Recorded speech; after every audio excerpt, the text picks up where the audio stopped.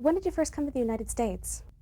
I came in 1954 when just before I turned 19 years old, and I came uh, to star in a Broadway, well, not exactly star, to join the company of the Broadway production of The Boyfriend, an English musical that was being brought over from London.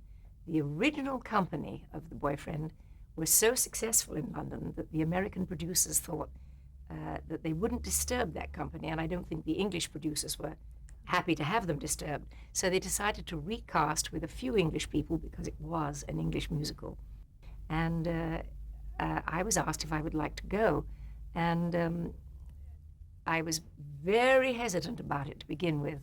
But my real father, who was always very wise, said, Julia, it could last 3 weeks or 3 months, and don't worry about it. I was so nervous that I said, well, okay, I won't sign for 2 years, which is what they asked me to do.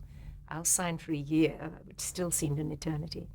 And lo and behold, that too was a huge hit. And I was very fortunate. My name went up above the marquee within a few weeks. And I was in that for the full year. And that was my debut in America for the first time. And I talk about being a fish out of water. I'd been fairly busy in a fairly small pond, and then suddenly to come to America. And I was very green and very naive. I mean, not 19-year-old by today's young standards, that's for sure. And after the year, you decided to stay?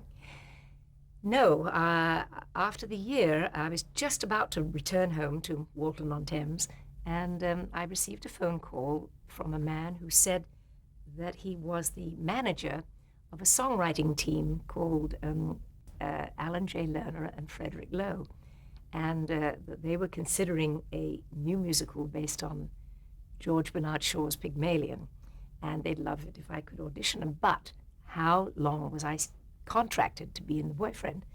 And I brightly said, oh, I'm going home in 2 weeks' time. And there was quite a long pause on the other end of the phone, and this gentleman said, oh my, we all thought that you would have a 2-year contract like everybody else. And I said to the guys, well, listen, I'll make a phone call. It'll only cost a dime. And it was the luckiest dime spent on my behalf that could have possibly happened.